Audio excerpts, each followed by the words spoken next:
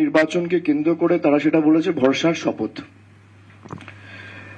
আমি আশা করেছিলাম যে যেভাবে গত 6 মাস ধরে এসআইআর এর নামে নির্বাচন কমিশন এবং বিজেপি বাংলায় প্রহসন চালিয়েছে, স্বরাষ্ট্রমন্ত্রী এসে আগে বাংলার মানুষের কাছে ক্ষমা চাইবে, তারপর তার বক্তব্য শুরু করবে।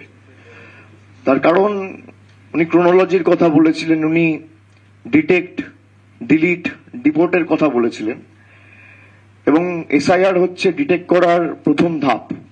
এটা তার কথা অনুযায়ী, আমার কথা নয়।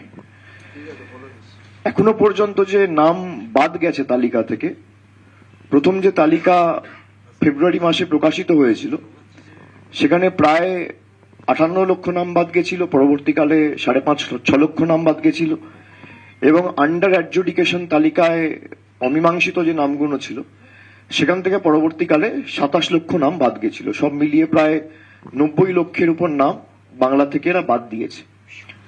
তার মধ্যে প্রায় 63% নাম হিন্দু বাঙালির, যারা আসামে এনআরসি করতে গিয়ে 19 লক্ষের মধ্যে 12 লক্ষ হিন্দু বাঙালিকে এনআরসির তালিকায় ইচ্ছাকৃতভাবে ডিপোর্টেশন ক্যাম্পে পাঠানোর জন্য, বাংলাদেশে পুশব্যাক করার জন্য টার্গেট করেছিল।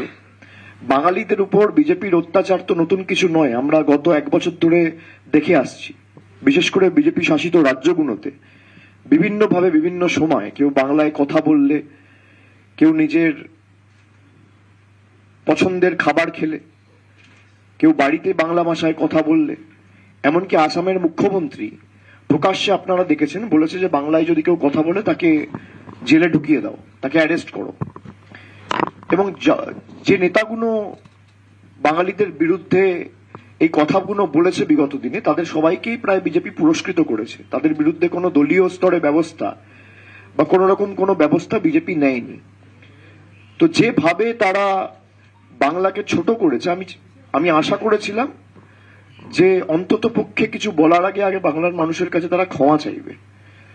সেটা না করে তিনি প্রকাশ্যেই আজকে কার্যত স্বীকার করেছেন যে বিজেপি যদি বাংলায় ক্ষমতায় আসে তাহলে বাংলা দিল্লি এবং গুজরাট থেকে পরিচালিত হবে। এটা আপনারা সবাই দেখেছেন, উনি নিজেই বলেছেন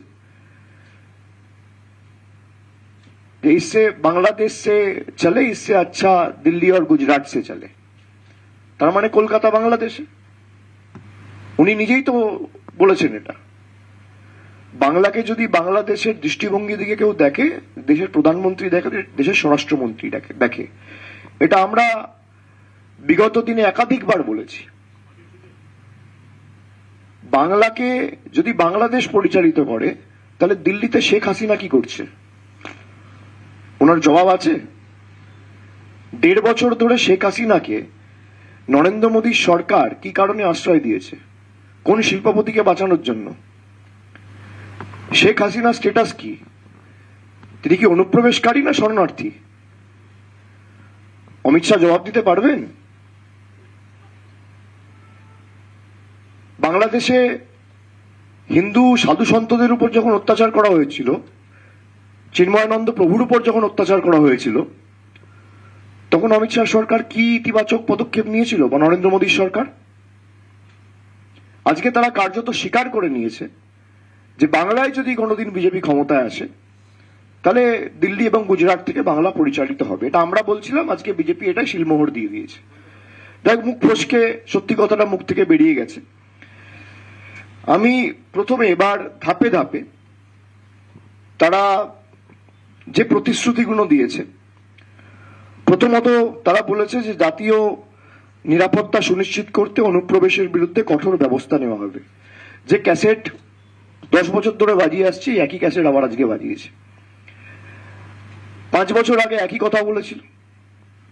আসামে 10 বছর বিজেপি সরকার, এখনো আজ থেকে 15 দিন আগে অমিত শাহ প্রচারে গিয়ে বলে এসছে, এক টার্ম और दे दीजिए, परिंदा भी पैर नहीं मार पाएगा। তা আমার প্রশ্ন হচ্ছে, যদি অনুপ্রবেশ আপনারা আটকাতেই চান তাহলে কাশ্মীরে পেহেলগামের দায়িত্বে কে ছিল? বিজেপি সেখানে জাতীয় নিরাপত্তা সুনিশ্চিত করতে ব্যর্থ হলো কেন? দিল্লি পুলিশ কার দখলে, কার নিয়ন্ত্রণে? দিল্লি পুলিশ সরাসরি কেন্দ্র সরকারের অধীনে, স্বরাষ্ট্র দপ্তরের অধীনে। সেখানে দেশের রাজধানীতে বিস্ফোরণ হচ্ছে, 10 জন নিরীহ মানুষ মারা যাচ্ছে। জঙ্গিরা ঢুকে দিনের আলোয় পেহেলগামে 27 জন নিরীহ দেশের নাগরিককে, একজন নেপালের নাগরিক সহ 26 জন ভারতীয়কে মেরে দিচ্ছে। এই ব্যর্থতা কার? তিনি বলেছেন গত 15 বছরে তৃণমূল সরকারের দুর্নীতি এবং আইন শৃঙ্খলার অবক্ষয়ের খতিয়ান তুলে ধরতে একটি বিশেষ শ্বেতপত্র প্রকাশ করা হবে। যারা তৃণমূলের বিরুদ্ধে আঙ্গুল তোলে, আমার প্রশ্ন তাদেরকে যে আমি আজ থেকে 757 দিন আগে একটা টুইট করেছিলাম, প্রায় 2 বছর আগে, যে আপনারা কত টাকা, এই টুইটের কপি আমি আপনাদের দেখাচ্ছি, এটা অন রেকর্ড রয়েছে, এক্স হ্যান্ডেলে গেলে আপনারা পাবেন, যে এটা আমি করেছিলাম 14ই মার্চ 2024 সালে লোকসভা নির্বাচনের আগে, যে আপনারা গত 5 বছরে কত টাকা দিয়েছেন আবাস যোজনায় বা গ্রামীণ সড়ক যোজনায় বা 100 দিনের কাজে, এমজি নারেগায়, তার শ্বেতপত্রটা প্রকাশ করুন। 757 দিন পার আজও শ্বেতপত্র প্রকাশ করতে পারেনি। তারা তৃণমূলের কার্যকলাপ নিয়ে প্রশ্ন তোলে। এখানে যারা হোয়াইট পেপারের কথা বলে, যারা দুর্নীতির শ্বেতপত্র প্রকাশ করবে বলে দাবি করেছে, সব থেকে দুর্নীতিগ্রস্ত এলিমেন্ট যারা, এবং খালি বাংলা নয়, দেশের বিভিন্ন প্রান্ত থেকে, যাদের উপর ভুরি ভুরি অভিযোগ, যাদেরকে ইডি সিবিআই ডেকে ঘন্টার পর ঘন্টা ডেকে জিজ্ঞাসাবাদ করেছে, পরের দিন বিজেপিতে গেছে, সব দোয়া তুলসী পাতা হয়ে গেছে। হিমন্ত বিশ্ব শর্মা থেকে শুরু করে, শুভেন্দু অধিকারী থেকে শুরু করে, নারায়ণ রানে থেকে শুরু করে, অজিত পাওয়ার, সে হয়তো আজকে আমাদের মধ্যে নেই, কিন্তু তিনিও তো গেছেন বিজেপিতে। এরকম ভুরি ভুরি উদাহরণ, একের পর এক উদাহরণ আমাদের সকলের কাছে রয়েছে। যাদের বিরুদ্ধে আপনি বলছেন দুর্নীতির শ্বেতপত্র প্রকাশ করবেন, সব থেকে দুর্নীতিগ্রস্ত গুলো তো আপনার পাশে বসে আছে। কারোর বিরুদ্ধে 4টে 5টা 6টা করে ইডি সিবিআই মামলা।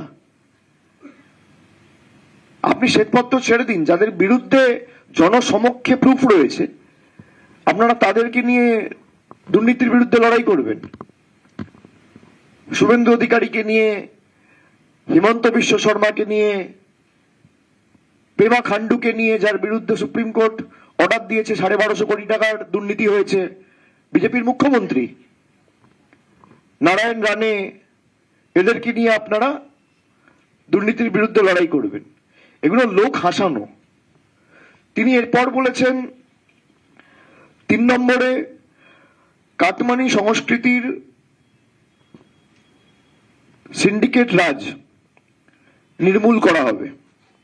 সমস্ত সরকারি কর্মচারী ও পেনশনভোগীদের জন্য কেন্দ্রীয় হারে মহার্ঘ ভাতা নিশ্চিত করে 7ম বেতন কমিশন বাস্তবায়ন করা হবে। তিনি বাংলার বাজেট পড়েনি। 1946 সালে যখন প্রথম পে কমিশন বাস্তবায়িত করা হয়েছিল বাংলায়, তখন তার নাম হয়েছিল পে কমিটি। সেভাবে দেখতে গেলে 7 পে কমিশনই বাংলায় বাস্তবায়িত হয়েছে, কিন্তু অ্যাকচুয়াল যে ফার্স্ট পে কমিশন, সেটাকে আমরা বলতাম ফার্স্ট পে কমিটি। কমিশনের জায়গায় কমিটি কথাটা ব্যবহার হতো, আর সেটা হয়েছিল 1959 সালে। আর এই বাজেটে 5 ফেব্রুয়ারি যে বাজেট বিধানসভায় পরিবেশন করা হয়েছে, সেখানে 7 পে কমিশনের কথা স্পষ্টত লেখা রয়েছে। তিনি তো জানেনই না। আমাদের সরকার সে ঘোষণা অলরেডি করে দিয়েছে। তারপরে তিনি বলেছেন আগামী 5 বছর 1 কোটি মানুষের জন্য নতুন চাকরি ও স্বনির্ভর হওয়ার সুযোগ তারা তৈরি করবে এবং বেকার যুবক যুবতীদের জন্য কর্মসংস্থান সুনিশ্চিত না হওয়া পর্যন্ত প্রতি মাসে 3000 টাকা আর্থিক সহায়তা প্রদান করা হবে। যারা 1 কোটি চাকরির কথা বলে, নরেন্দ্র মোদী ক্ষমতায় আসার পর থেকে বাংলা সহ ভারতবর্ষের বিভিন্ন প্রান্তে নির্বাচনের প্রাক্কালে প্রধানমন্ত্রী হওয়ার আগে সব জায়গায় ঢাকঢোল পিটিয়ে বলেছিল বছরে 2 কোটি বেকারের চাকরি হবে। আজকে 12 বছর ক্ষমতায় নরেন্দ্র মোদী, কার্যত দেখতে গেলে প্রতি বছর যদি 2 বছর চাকরির প্রতিশ্রুতি তিনি দেন, তাহলে 12 বছরে 24 কোটি চাকরি। ভারতবর্ষে 4123টা বিধানসভা আছে, সেভাবে দেখতে গেলে যদি 24 কোটি চাকরি হয়ে থাকে, যা তিনি বলেছেন যে প্রতি বছর আমি 2 কোটি করে বেকারের চাকরি দেবো, তাহলে 24 কোটি চাকরি যদি দেশে হয়, প্রত্যেকটা বিধানসভায় গড়ে 58,000 যুবক যুবতীর নতুন কর্মসংস্থান হওয়া উচিত। অমিত শাহ সারা বাংলা জুড়ে 5,000 লোক দেখাক, যাকে নরেন্দ্র মোদীর সরকার 5,000, আমি একটা বিধানসভার 58,000 বলছি না,